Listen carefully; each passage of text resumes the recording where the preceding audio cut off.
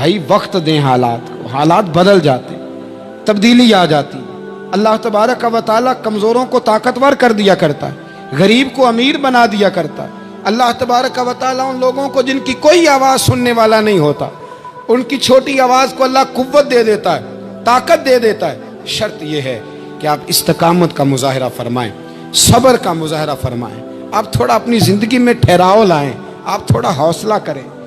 آپ فوری طور پر وہ راتوں رات امیر ہونا، راتوں رات باوقار ہونا، راتوں رات چھا جانا۔ ہمارے ایک بزرگ فرمایا کرتے تھے، جتنا تیز دوڑو گے نا سامنے سے ہوا بھی اتنی تیز ہی پڑے گی۔ فرماتے تھے اگر بس پہ سیٹ نہیں نہ ملی، پچھلی بس کا انتظار کر لو، چھت پہ بڑی ہوا لگتی ہے، اور اگر تم جلد باز ہونا کہ جانا میں نے ابھی ہے، تو فرمایا پھر چھت پہ بیٹھنا پڑے گا تو ہوا بڑی تیز پڑے گی۔ پھر تھوڑا تھوڑا کر کے، حوصلہ کر کے، احتیاط کے ساتھ آپ سفر کریں، اپنی زندگی میں وہ استقامت لائیں جو ہمارے بزرگوں کا طریقہ ہے، وہ حوصلہ لائیں جو ان کو بڑا کرتا تھا، وہ والا ماحول لائیں جس سے ان لوگوں کے اندر طاقتیں آئیں۔ تو بھائی یاد رکھیں، آپ حالات کو وقت دیں، حالات کو۔ آپ چلے گئے ڈاکٹر کے پاس دوائی لینے، اس نے آپ کو دوائی دے دی 1 مہینے کی، اس نے کہا 1 گولی صبح کھانی 1 شام کھانی، یہ سیرپ ہے اتنا بڑا، 1 چمچ صبح پینا 1 شام پینا ہے۔ تو آپ نے کہا نہیں میں نے تو 2 گھنٹے میں ٹھیک ہونا ہے، تو ساری بوتل ہی نہ پی جاؤں، ساری گولیاں اکٹھی نہ کھا جاؤں، چونکہ ٹھیک جو ہونا ہے ہو جائیں گے آپ ٹھیک۔ وہ کہتا ہے 1 چمچ پینا ہے، 2 نہ پی لینا، یہ دوسرا اثر بھی ہو سکتا ہے، سائیڈ افیکٹ بھی ہو سکتے ہیں۔ آپ اس کو احتیاط سے لینا، اور کچھ گولیاں ایسی ہیں جو ڈاکٹر کہتا ہے پوری نہیں کھانی، آدھی کھانا، تو پھر پوری کھا لیتے ہو۔ بھائی تھوڑا انتظار کریں، آپ جہاں کھڑے ہیں، جس مقام پہ کھڑے ہیں، استقامت کا مظاہرہ کریں، تھوڑا وقت دیں، بڑی بات نہ کریں لیکن تھوڑا ٹائم دیں، تھوڑا حوصلہ کریں۔ ہم فوراً رزلٹ اناؤنس کرتے ہیں، فوراً۔ میرے سنگی کئی دفعہ کہتے ہیں کہ حضرت صاحب آپ کیسا محسوس کرتے ہیں، تو میں کہتا ہوں میں تو سیدھا محسوس کرتا ہوں۔ ہمیں لوگ فون کرتے ہیں ٹائم دو، جس کو دے دیا اس کے کاغذوں میں ویری گڈ ہے، اور جس کو نہیں دیا وہ سلام بھی نہیں لیتا، فون بند کر دیتا ہے، چھٹی۔ ویری گڈ آپ اس کے کاغذوں میں ہے جس کی بات پہ آپ پورے، اور جس کو آپ کہہ رہے ہیں کہ نہیں ذرا تو پیار کر، محبت کر، تو ٹائم دے، تو وہ اس بات کے لیے تیار ہے۔ تو آپ صبر کریں، آپ حوصلہ کریں، آپ جس سٹیٹس میں، اور زندگی میں یاد رکھیں جتنا کوئی آپ کو اونچی اور بڑی جگہ پہ بیٹھا نظر آئے گا نا، اتنا زیادہ آزمائش کا شکار ہوگا وہ شخص۔ اس کے لیے روز ایک چوراہا ہے، روز ایک چوک ہے۔ اگر 20 لوگ آپ سے روزانہ رابطے میں ہیں تو آپ ایک جگہ پہ جا سکتے ہیں، یا 2 جگہ پہ 17-18 نے آپ سے ناراض ہونا ہے۔ آپ محسوس کریں اس بات کو۔ آپ جہاں بیٹھے ہیں، جس اسٹیج پہ آپ بیٹھے ہیں، آپ اپنی سیاسی جماعتوں کو دیکھ لیں، 10 بندے نکل کے ادھر چلے جاتے ہیں تو 5 نکل کے ادھر چلے جاتے ہیں، تو 6 اپنے الگ ایک گروپ بنا لیتے ہیں، تو 7۔ تھوڑا حوصلہ کریں، وقت دیں، حالات وقت پر تبدیل ہو جایا کرتے ہیں، سچائیاں ثابت ہو جاتی ہیں۔ جلد بازی والے ماحول سے نکلیں، حوصلہ، توانائی، یہ درست ہے کہ ہم انسان ہیں، کمزور ہیں، ہمیں پریشانی ہوتی ہے، ہمارے اعصاب پر چیزیں سوار ہوتی ہیں، ہم ٹینشن بھی لیتے ہیں، لیکن بہرحال جب آپ کو آپریشن کرانا ہے تو پھر آپ کو تھوڑی دیر کے لیے آنکھیں بند رکھنی پڑیں گی۔ جب آپ کو ٹھیک ہونا ہے تو پھر آپ کو بیماری کو وقت دینا ہی پڑے گا، پھر آپ کو انتظار کرنا ہے، اور وقت بہت بڑا منصف ہے۔ اور بھائی بہت بڑے فیصلے ہو جاتے ہیں، بڑے بڑے انصاف ہو جاتے ہیں، اگرچہ وقتی طور پر فضا کچھ اور بنتی ہے، لیکن سچ ہمیشہ سچ ہوتا ہے، حق ہمیشہ حق ہوتا ہے، حق نکھر جایا کرتا ہے۔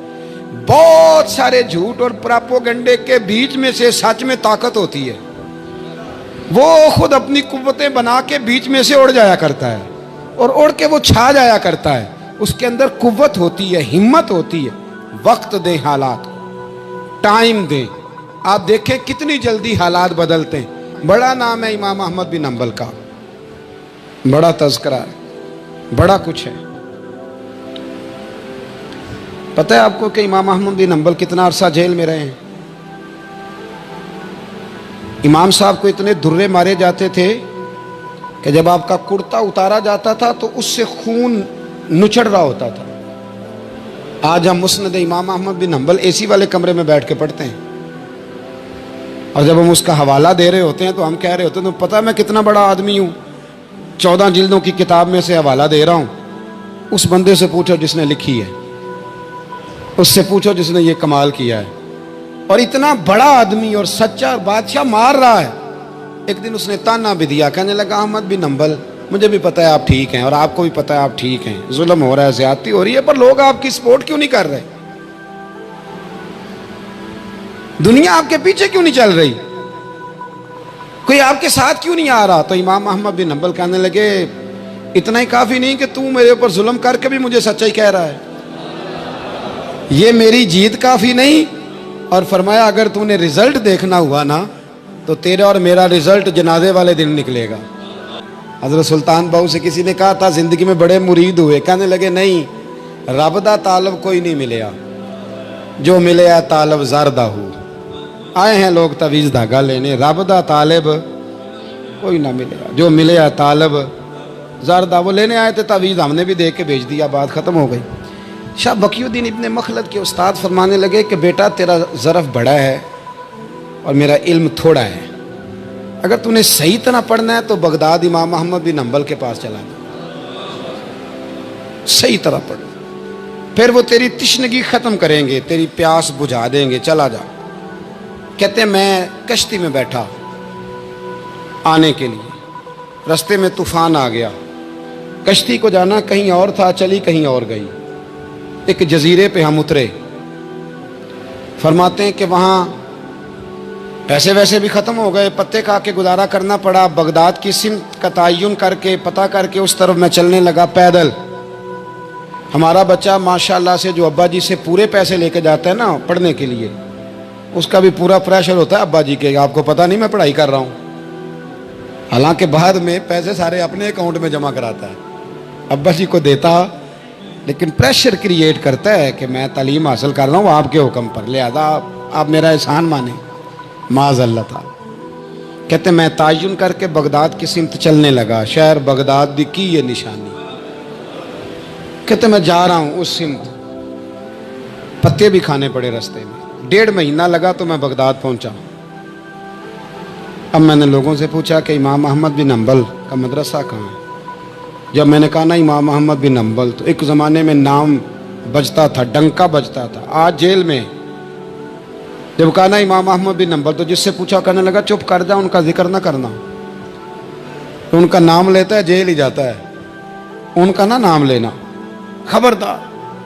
کہتے میں نے کہا کیا ہوا؟ کہا بادشاہ مخالف ہو گیا، امام صاحب کا دارالعلوم تو بند ہو گیا، وہ تو گھر میں قید ہیں. توجہ ہے میری بات پر؟ یہ ذوق اگر اسٹوڈنٹ کا بنتا ہے نا تو استاد پڑھانے والا نہ بھی نہ ہو تو وہ استاد کے سینے سے علم کھینچ لیا کرتا ہے، کھینچ لیا کرتا ہے. خواجہ فقیر محمد چرائی رحمۃ اللہ علیہ کے ایک مرید تھے، تو حضرت نے انہیں بڑا کچھ نوازا، تو کچھ لوگ کہنے لگے حضرت جی اسی کو سارا کچھ دے دیا ہے. فرمانے لگے بیلیاں ادیاں داواں ہی بڑیاں سن، یہ تو مینوں ریڑک کے مکھن کڈ کے لے گیا ہے، ادیاں داواں ہی بڑیاں سن. کچھ لوگ ہوتے ہیں نا پیارے، انہیں طریقہ ہوتا ہے دعا لے لیتے ہیں، اور کچھ کہتے رہتے ہیں حضرت جی دعا کرنا، اور دعا لینے والا کام کوئی نہیں کرتے، کہتے رہتے ہیں دعا کرنا. کہتے میں لوگوں نے کہا کہ وہ مدرسہ بند ہے، آپ کہاں جائیں گے؟ تو میں نے کہا میں کہیں بھی جاؤں کوئی ذریعہ حضرت تک پہنچنے کا. کوئی ذریعہ نہیں، ان کے گھر کو بادشاہ نے سب جیل بنا دیا، سپاہی دروازے پہ کھڑے. آپ نے فرمایا پھر بھی ایک بندہ کہنے لگا اتنی نیکی کر سکتا ہوں کہ میں تمہیں ان کا دروازہ دکھا سکتا ہوں. آپ فرمانے لگے میرے لیے اتنا بھی کافی ہے، ذکر حبیب کم نہیں وصل حبیب سے، اتنا بھی میرے لیے کافی ہے. اس نے دور سے کھڑے ہو کے کہا وہ جہاں سپاہی کھڑے ہیں نا وہ امام صاحب کا دروازہ ہے. شاہ بقی الدین صاحب کہتے ہیں میں نے کہا تو اب جا، اب دیکھنا میں علم کیسے حاصل کرتا ہوں. صبر دیکھو، استقامت دیکھو، حوصلہ دیکھو. آپ فرماتے ہیں کہ میں نے نا اپنے سر سے ٹوپی اتار کے کسی کو دے دی، اور بال میں نے بخیر ڈالے سارے، ایک جگہ سے 2 جگہ سے کرتا میں نے پھاڑ لیا، ہاتھ میں نا میں نے پیالہ پکڑ لیا مانگنے والا، तेनू लब दिया आप गवाचे। मैंने ना प्याला पकड़ लिया हाथ में मांगने वाला, और जिस जगह गली में इमाम साहब का घर था ना, पहले कोने पे सदा लगाई, 1 दिनार का सवाल है। कहते हैं 1 दिनार मिला, फिर दूसरे दरवाजे पे आया, 1 दिनार मिला, फिर तीसरे दरवाजे पे आया। मजनू बन के विच बाजारा, कदी कखा वांग रुलाए ते कदी कुहाया कुंभा सारा, सिर नेजे उत्ते चढ़ाए। सजना यार मनाउण दी खातर असां की पेश वटाए। फरमाते मैं ना मांगने वाला, भिकारी बन के मांगने वाला नहीं, मैं अमीर बाप का बेटा था पर मैं मांगने वाला बन गया। मैंने फटे पुराने कपड़े, एक दरवाजे पे 1 दिनार। इमाम साहब का भी दरवाजा आया, कहते मैंने सदा दी, 1 दिनार चाहिए था। कहते इमाम अहमद बिन हंबल दरवाजे तक आए, और जब मेरे प्याले में कासे में दिनार डालने लगे तो मैं रो पड़ा। मैंने कहा मेरे महबूब करीम की हदीसों के वारिस और जानशीन, मैं तो कहाँ से चला हूँ, तुझसे हदीस सीखने आया हूँ। मुझे खैरात ना दे, मुझे मेरे मुस्तफ़ा की 2 हदीसें पढ़ा दे। तो कहते हैं शेख की आंखों में, इमाम साहब की आंखों में आंसू आ गए। फरमाने लगे यार मैं भी सोच रहा था स्टूडेंट ही कोई नहीं, किससे हबीब की बातें करूं, आज तो पढ़ा दूंगा तो कल कैसे आएगा। अर्ज की हुजूर जब तक आप जेल में रहेंगे मैं भिखारी बना रहूंगा। मांगना जो है नौकर की ते नखरा की, जब लेना जो है तो खत्म हो गई बात, प्याला सीधा रखेंगे। आप फरमाते हैं कई महीने, 1 2 4 दिन नहीं, कई महीने मैं हाथ में ना प्याला ले लेता और गलियों में घूमता। 1 दिनार का सवाल है। इस्तकामत, सबर, हौसला। आप फरमाते हैं इमाम अहमद बिन हंबल का दरवाज़ा आता तो वो 1 दिनार भी रोज़ देते और हदीसें भी रोज़ ही पढ़ाते। आप फरमाते हैं कि फिर वक्त बदल गया, फिर हालात तब्दील हो गए, बादशाह चला गया और नया आ गया। फरमाते हैं वो इमाम साहब का अकीदतमंद था, उसने मदरसा बड़ा बना के दिया, उसने मसनद बिछा के दी। पहले दिन जब इमाम साहब मसनद हदीस पर जुब्बा पहन कर, इमामा बांध कर, खुशबू लगा कर मिंबर पर बैठे हदीसें बयान करने, फरमाते हैं जब मैं आया ना सामने तो मैं उन्हें देख के रो पड़ा, वो मुझे देख के रो पड़े। फरमाते हैं उन्होंने कहा रास्ता छोड़ दो, इसे आगे आने दो। जब मैं आगे आया तो इमाम साहब फरमाने लगे पहले भी बड़ा पढ़ाया था, अब भी जिंदगी भर पढ़ाऊंगा, पर जिस सब्र और इस्तिकामत से तूने पढ़ा है, जो मज़ा उन दिनों में आया है शायद दोबारा कभी ना आए। थोड़ा हौसला पैदा करें, थोड़ा इस्तिकामत का मुजाहरा करें, थोड़ा सा ना। वो हज़रत ख्वाजा निज़ामुद्दीन साहब से एक शख्स ने आके कहा था मेरा पीर कामिल नहीं तो मैंने बदलना है। फरमाया शरीक कबाहत तो कोई नहीं। कहने लगा नहीं।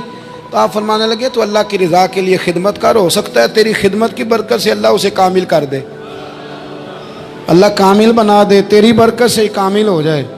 थोड़ा इस्तिकामत का माहौल बनाएं। मैं इस ज़माने में जो सबसे ज़्यादा कमज़ोरी महसूस करता हूँ लोगों के अंदर, यह है कि तदब्बुर नहीं, हौसला नहीं। एक बुत होता है मेरी ज़ात का जिससे मैं सारी ज़िंदगी बाहर नहीं निकल पाता। मैं कहता हूँ जो मैं कह रहा हूँ वो होना चाहिए, जो मैं चाह रहा हूँ वो होना चाहिए, जो मेरी ख्वाहिश है वो होना चाहिए। ऐसा नहीं होगा। ख्वाहिशें आप करेंगे, चाहते आप करेंगे, पर पूरी अल्लाह अपनी हिकमत से करेगा। पूरा अल्लाह अपनी।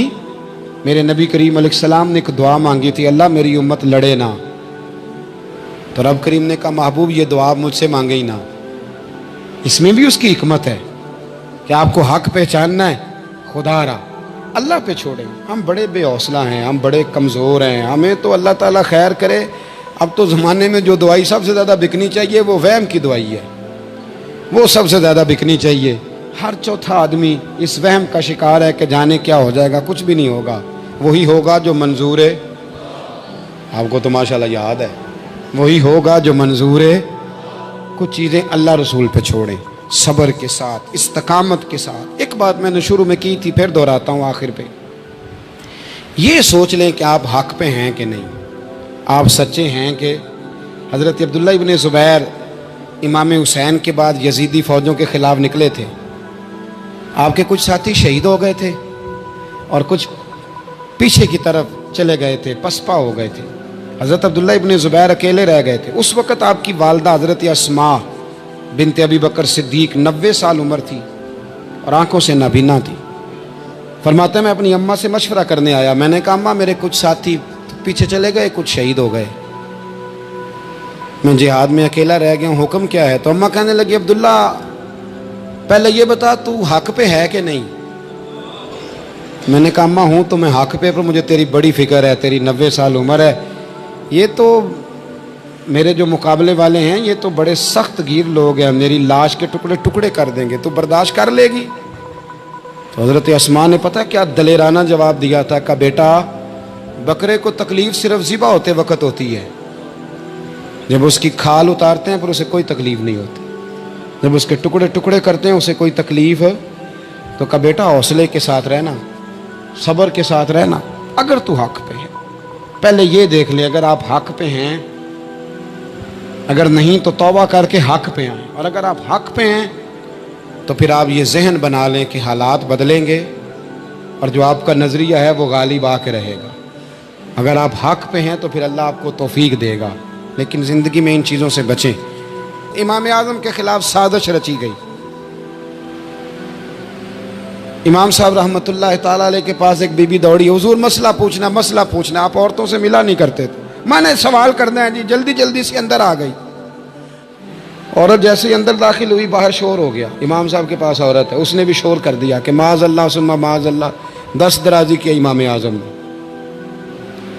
لوگ امام صاحب سے کہنے لگے اب پراپوگنڈا ہو گیا, سارے شہر میں بات پھیل گئی, حضور آپ جواب دیں, آپ بھی کو بات کریں. فرمانے لگے کیا جواب دوں, بی بی اکیلا تھا, میں اندر آئی ہے, باہر شور ہوا ہے, عورت کہہ رہی ہے میں اکیلا تھا, میں جواب دوں بھی تو میری گواہی کون دے گا, میرے ساتھ کھڑا کون ہوگا, اس وقت کون ہے جو اٹھ کے کہے گا کہ نہیں نہیں ایسی بات کوئی نہیں. یہ تو ماحول تو اور رخ اختیار کر گیا, تو حضور اب کیا کرنا ہے؟ تو آپ فرمانے لگے کرنا کیا ہے, میں کوئی لاوارث ہوں, رب رسول کا ماننے والا ہوں, میں فیصلہ اپنے اللہ پہ چھوڑتا ہوں. وہ بھی تو عدالت ہے نا.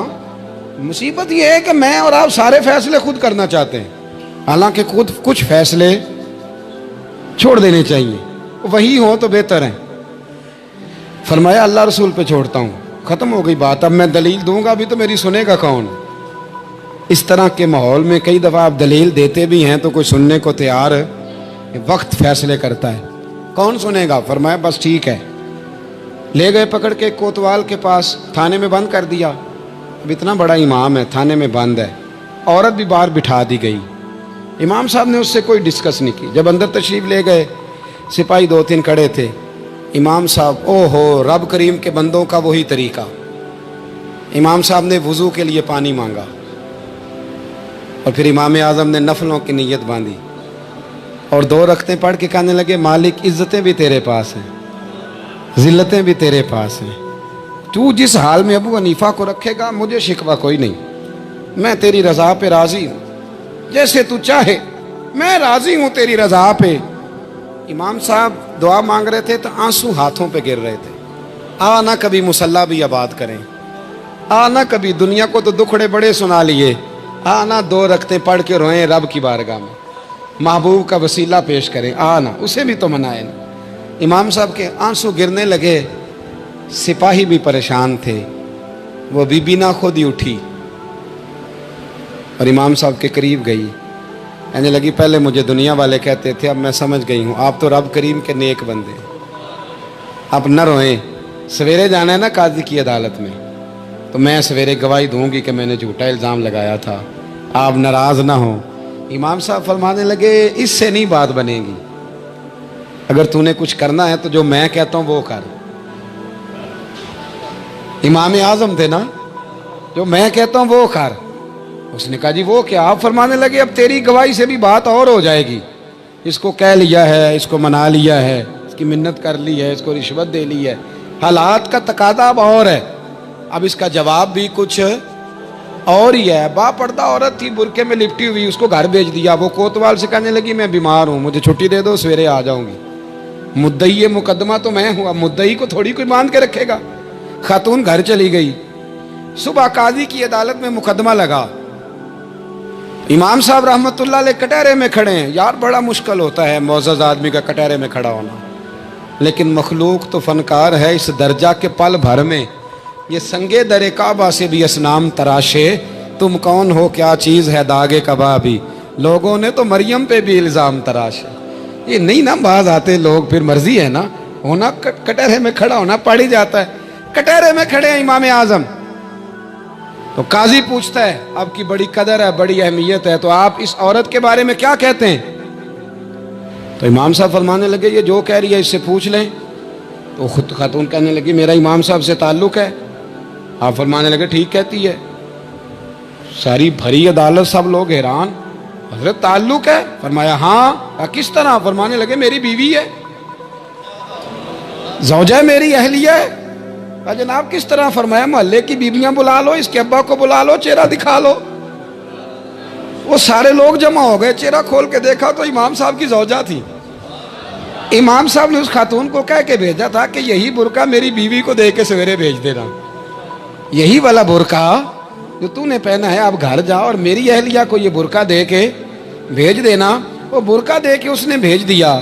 جب امام صاحب رحمت اللہ علیہ کی اہلیہ ثابت ہو گئی کہ یہ تو امام صاحب کی اہلیہ ہیں جو کھڑی ہیں، اب وہ جو سازش رچنے والے تھے وہ دائیں بائیں دیکھ رہے تھے، تو امام صاحب نے ایک بات کی جو بڑی شاندار ہے، فرمایا تدبیریں تم نے بھی کی تھی، پر جو تدبیر میرا رب فرماتا ہے نا، جو تدبیر میرا، فرمایا یہ ابو حنیفہ کی تدبیر نہیں، یہ تدبیر میرے اللہ کی ہے جو اس نے مجھے عطا فرمائی، مجھے سجھائی۔ اب قاضی صاحب نے حکم دیا کہ جتنے لوگوں نے الزام لگایا وہ سارے معافی مانگیں، وہ آئیں جس نے بات کی۔ بھائی وقت کو دیکھیں، فیصلے اللہ کے حوالے کریں۔ ہم لوگوں نے جھگڑے کر کر کے، دلائل دے دے کے، بحث کر کر کے معاملات کو اتنا الجھا لیا ہے۔ آپ یقین کریں ایک ایک خاندان کی 15 میٹنگیں اور پنچایتیں ہو جاتی ہیں، پر رزلٹ صفر ہے۔ وہ جی وہ فلاں چودھری صاحب اس کے ساتھ مل گئے تھے، فلاں آدمی ادھر چلا گیا تھا۔ آپ تھوڑا وقت دیں، صبر کریں، استقامت کا مظاہرہ کریں۔ آپ دیکھیں حالات کس کروٹ بیٹھتے ہیں۔ کئی دفعہ صلح کی پیشکش کی جناب ابو سفیان کو، لیکن وہ مانتے نہیں تھے۔ حضرت عباس فرماتے میں نے کئی دفعہ انہیں کہا، حدیبیہ میں بھی میں نے کہا، انہوں نے سخت شرائط کے ساتھ صلح کی، لیکن جب حضور لشکر لے کے گئے نا میدان میں، توجہ ہے میری بات پر، 10,000 کا لشکر گیا تو پھر ابو سفیان خود اٹھ کے حضرت عباس کے گھر گئے، کہنے لگے میں نے تو آج آپ کے بھتیجے کی شان دیکھی ہے۔ تو حضرت عباس کہنے لگے ابھی بھی وہیں کھڑے ہو، یہ بھتیجے کی شان نہیں، یہ اللہ کے محبوب کی شان ہے، یہ رسول کائنات کی شان ہے صلی اللہ علیہ۔ تو کہا اب میں صلح کرنا چاہتا ہوں، اب میری صلح کرا دو۔ وہاں بھی حضور نے یہ نہیں فرمایا جب ہم کہتے تھے تو کیوں نہیں آتا تھا، جب ہم معاہدات کرنا چاہتے تھے تو کیوں نہیں آتا تھا۔ میرے محبوب نے عزت دے دی، فرمایا تیرے ساتھ بھی صلح ہے، تجھے بھی معافی ہے، اور جو تیرے گھر میں داخل ہو جائے گا اسے بھی معافی ہے۔ ختم ہو گئی بات۔